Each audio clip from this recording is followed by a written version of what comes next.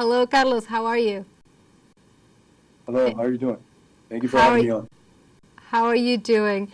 So thank you for joining us on Venezuela Decides. And we wanted to ask you to begin this analysis. What is your read on the relevance of the election process that is going on in Venezuela right now? Well, it's extremely important. As I'm sure the audience knows, Venezuela is set to join BRICS fairly recently, which means having Venezuela be incorporated into this new emerging multipolar world led by Russia, China, Iran, and other key players saying no to American imperialist unipolarity. And with that joining of BRICS, what will come about in Venezuela is common prosperity, economic growth, and the general improvement of the Venezuelan population. What that is going to produce, of course, is a full solidification of the Socialist Party of Maduro within the Venezuelan society. So the opposition understands very well that this is their last opportunity to regain power, their last opportunity to sell out their country, their homeland, their people, their resources to America and the American imperialist powers who the opposition actually represents. So this is why they are so dangerous. This is why we have seen the calls for violence and terror. They hope to breed fear into the Venezuelan people. But as someone who has been able to see about a dozen or so voting booths today, the Chavistas have been out all day, as compañero Jorge Rodriguez was able to say not too long ago.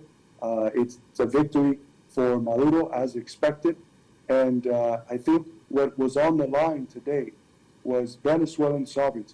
Is Venezuela going to be able to forge its own path, its own future autonomously, or is it going to sell out its interests, its land to the U.S. and become once again a neo-colony? Carlos, as we continue analyzing in part what you were saying about the relevance of this election process, of course, all of this process coming up to today, the election day, has been marked by an immense amount of media interference, what some have called propaganda bombardment. And of course, it comes to call once again the interference of major powers in Venezuelan internal affairs for what Venezuela represents in many aspects, and particularly U.S. interference in what is happening today in Venezuela. We were analyzing earlier today a tweet posted by Kamala Harris, Vice President of the U.S. What is your take on the position that the United States continues to carry towards Venezuela in this moment in time? Well, it's important to understand that Venezuela is a very rich country, a country that's rich in people and that is rich in resources. It's got the second largest oil reserves in the world. And those are oil reserves that American imperial interests, private big monopoly entities, want to regain control of. And because they understand that there is full popularity of the Bolivarian revolution within the Venezuelan people, all they can do is cry around and say fraud, electoral fraud. Well, the reality is that, as American President himself, Jimmy Carter, said, Venezuela has the most democratic system in the world. It's a system that I have been able to see here in my time in Caracas as an American, and I can confirm that what Jimmy Carter said is absolutely true. It is preposterous that the U.S., where only 19% of the American people think that their representatives represent them, has the audacity to sit here and talk about the absence of democracy in Venezuela, to sit here and describe Venezuela as an authoritarian hellhole led by a dictator named Maduro. It turns the world upside down, and that's all that they have. It is important to understand that the opposition is not even acting out of its own volition. They are not representing the Venezuelan people, and they never had. The opposition in Venezuela is essentially puppets of the American empire who want to go back to a condition where Venezuelan oil belonged to a small clique of Western multinational corporations that got rich off of stealing the resources of the Venezuelan people. And now, moving forward, we were talking about the interference and the reasons behind this interference. And of course, one of the things has to do with the the wealth that has Venezuela as a country that has, for example, of course, the oil and oil production, and that has been the key element behind a lot of the so-called sanctions or unilateral coercive measures targeting the country. Now, what can we think about what is going to happen from tomorrow onwards in the climate of international interference that is going on? How do you read that movement, that political moment right now? Well, as you mentioned, Kamala Harris made a very ambiguous statement. She said that the U.S. is going to respect whatever the Venezuelan people democratically will. The problem with that, of course, is that the Venezuelan people have consistently, election after election, willed to continue the Bolivarian revolution, and the results are just completely tossed out, first by the opposition candidates within Venezuela, who have been also proclaiming that their treacherous traitor candidate was the one that actually won, and then, of course, by the U.S. itself, that rejects unfoundedly, with absolutely no evidence, the results of Venezuelan election. There's absolutely no evidence to any of the claims that the U.S. has previously made. So I think that there's little weight and way too much ambiguity in Kamala Harris' statement, and it opens the door so that as people are celebrating this great Chavista win, the far-right fascistic forces of the opposition come out and do what they've been promising for weeks, which is a bloodbath. They have been promising to terrorize the Venezuelan people, their own brothers and sisters. They have come out and sacrificed roosters, which are, of course, the symbol of the Venezuelan revolution. And the symbology, the imagery couldn't be any more clear. They're seeking blood. They're seeking to dispose of President Maduro and top leadership.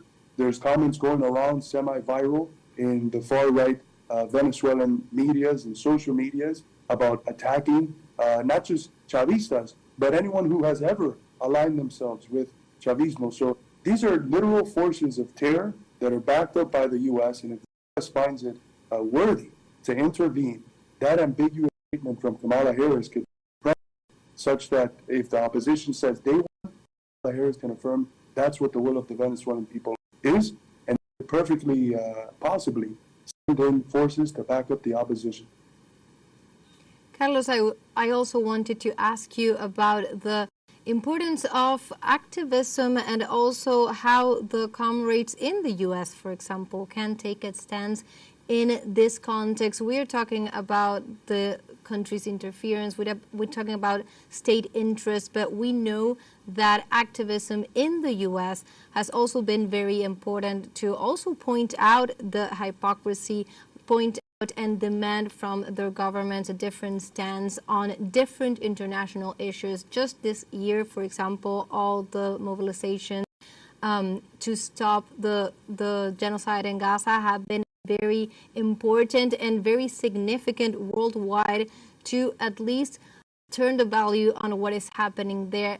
Do you see something like that being able to happen in regards to interference in Latin America and different countries, and specifically in Venezuela at this moment?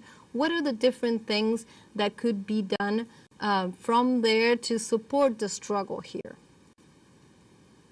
The most important thing to remember is whether we are talking about the genocide in Palestine, the new Cold War against China, the proxy war against Russia, or the general wars that the U.S. wages against the axis of resistance, Iran, and other countries, or the current discourse and attacks on Venezuela, which of course include 930 criminal sanctions, also known as unilateral coercive measures. What is important for Americans to understand is that we should support these struggles against American imperialism, not simply out of some middle-class moralism and empathy. We have to support these struggles primarily because they are not two separate interests. The interest of the American people is the interest of Venezuelan sovereignty. It is the interest of Russian sovereignty, of Cuban sovereignty, of Chinese sovereignty. The enemy of the American people, the enemy that keeps us poor, that keeps us indebted, that keeps us desperate, is the same enemy that sends hundreds of billions of our tax dollars to Russia. It's the same enemy that questions unfounded elections in Venezuela, that it insinuates violence in Venezuela. So we have to understand, what my people in America have to understand, is that we have to support the Chavista government and the Bolivarian revolution, not out of some lofty ideals or morality or empathy, but out of a concrete realization that the interest that we have, the people who we're fighting against, is the same as the Chavistas. If the Chavistas win, if the Venezuelan people can affirm their sovereignty and continue their Bolivarian revolution, we win. It's interconnected. The people who we're fighting against are a part of the same class.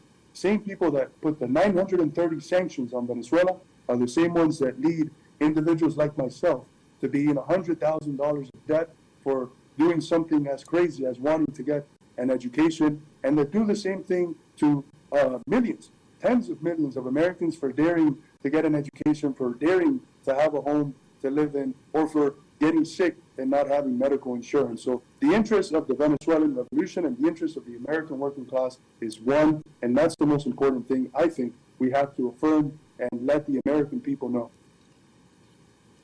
Now, of course, despite of what mainstream media and also propaganda have been trying to impose a narrative on what is happening now in Venezuela, today democratic elections took place. There was a democratic day. People were out in the street celebrating. All the reports from both inside and also international collaborators say that the day was lived with a lot of tranquility. And this is a very important day in Venezuela. And sometimes it seems that the discussion regarding what the propaganda tried to install on Venezuela has not allowed us to understand this as an electoral dispute and to really understand what is this opposition that is running against the Chavez project, against the ruling party. What do they represent? What do they want? What type of country are they proposing as a model? How could you describe this opposition in Venezuela? Well, I would have to go to the apostle of my motherland, Jose Marti, who described these people in a very telling phrase. He called them gusanos de corbata. He called them worms with bow ties. They're the sort of individuals that sell out their people, that sell out their homeland, in order to have their pockets lined up and fattened by the American imperialists. So that's the essential character of the opposition. And this is why what we have to affirm is that what's at stake is not just the continuation of the Bolivarian process, but it's Venezuela itself. Because Venezuela's existence as an autonomous sovereign entity is intimately tied to the Bolivarian process. If the Bolivarian process falls, which I can assure you it will not, I've been seeing thousands of Venezuelans in the streets, and the vast majority of them are not only with the revolution, but willing to sacrifice everything to protect it. But God forbid, if the Venezuelan Bolivarian revolution fell, it would mean the end of Venezuela as a free, autonomous, sovereign entity, and the return to a Venezuela that is a neo-colony of the U.S. and Western multinationals who only seek to loot the very rich resources of Venezuela to accumulate as much capital as possible in the hands of a very few, while the vast majority of Venezuelans struggle. So we were talking about different issues, and one of them, the most important, perhaps to think about the last years impacting the Bolivarian Revolution, has had to do with international interference, particularly the U.S., but also the UN, different sanctions imposed on the country. And I wanted to ask to you, what kind of strategies do you understand from a geopolitical stance that Venezuela has been taken and could continue to take to go over the sanctions and start in the path of overcoming these hardships that the last years appear to show that it has already been set on that track? So in terms of cooperation in the region, you were mentioning the Caribbean region, but also alliances all over the world. How do you see Venezuela from a standpoint in its relations, geopolitical relations around the world? Well, the continual process of Venezuelan sovereignty and revolution, I think it's tied, as it is with Cuba, as it is with Nicaragua, as it is with Iran, to BRICS, because what BRICS represents is the skeleton, the basis, the foundation for a new world, a world where international relations have been revolutionized in terms of the logic that animates them, from unilateral imposition of America's will on other countries to what the Chinese like to call win-win relations. So I think it is evident, and this is why the opposition is so particularly dangerous this time around, that with Venezuela's inclusion into BRICS, we're only going to see an intensified version of what we've seen with its very close relationships with Iran, which is what has allowed Venezuela since 2019 to weather the storm, a storm where 99% of the earnings they were making were virtually removed because of the hardships of U.S. sanctions and hybrid warfare. This is not just sanctions. There's ships filled with oil that were coming from Iran that the U.S., like literal pirates, would kidnap and then give it to American oil companies. So it's a hybrid warfare that's been waged against not just Venezuela, but anyone who dares to exist outside of the sphere of influence of U.S. empire. And just like the relations with Iran have been the basis of Venezuela's economic improvement over the last 5 years, its inclusion within BRICS, its ability to engage with the Shanghai Cooperation Corporation, the Eurasian Economic Union, and all of these other international institutions founded on a belief in multipolarity, a belief in bilateral relations that are mutually beneficial. Venezuela's incorporation into this new world that is developing is going to be the basis of its ability to defend itself from the attacks coming from the U.S. empire. What do you think is the relevance of today for the region? Well, it's a general victory, not just for those forces in the region which are actually sovereign, so the forces that are not controlled by puppets of the American government, but it's also a win for the up-and-coming, embryonic, but still very much developing multipolar world itself. It's a win that I'm sure will be celebrated in Iran. It's a win that I'm sure will be celebrated in Russia, in China. I got to speak with delegates from Russia and from China, and they are very much conscious of the importance of Venezuela in this up-and-coming multipolar world. So the victory of the Bolivarian Revolution today is something that has impacts well beyond just Venezuela, well beyond the Patria Grande, this region that Venezuela is incorporated in the Western Hemisphere. It has influences for the whole world. It's a monumental victory for the forces of multipolarity and against the forces of imperialism, which are showing more and more their decrepit character. So you were talking about the reactions that are coming from other parts of the world. Of course, you were mentioning, for example, comrades in Russia following this election. How do you think that activism from all around the world are looking at what is happening in Venezuela, also looking at how different main international powers such as the U.S. and the European Union, for example, are reacting to the democratic process in Venezuela, and what that can mean for other countries in the global south, for example. Whatever happens to Venezuela, is that a call of attention for the rest of the world? It absolutely is. This victory in Venezuela is something that, as I mentioned, will be celebrated by all free people around the world. And look, we have to be honest with ourselves. The situation in Venezuela provides a lot of hope for a lot of people, and even I would so dare say that if we do our job correctly in the U.S., it will come a time where this is a victory that could be celebrated by the vast majority of the American people, because fundamentally, the interests that Venezuela is fighting against are the same interests that keep us miserable at home.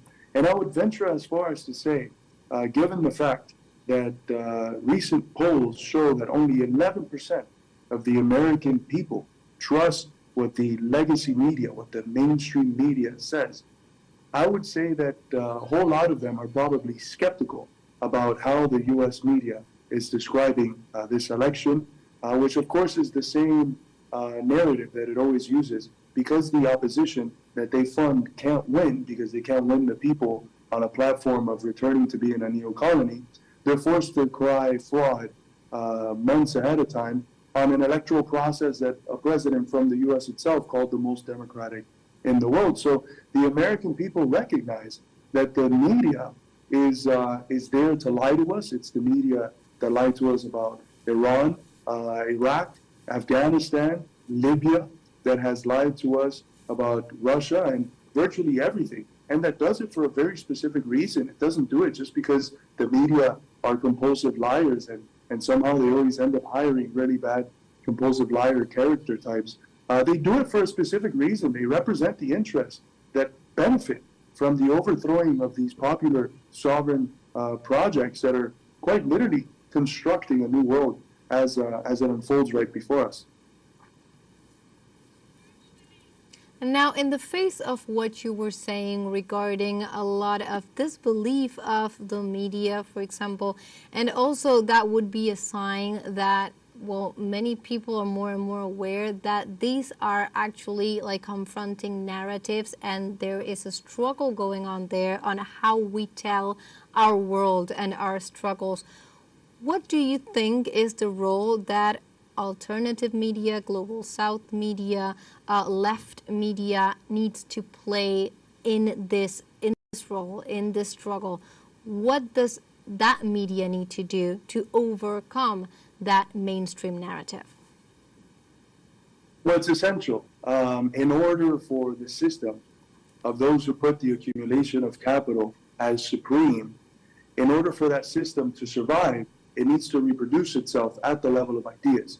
It needs these ideological institutions like the media, education, etc., that can convince people who have a fundamentally adverse and antagonistic interest to the ruling order that they should accept the ruling order.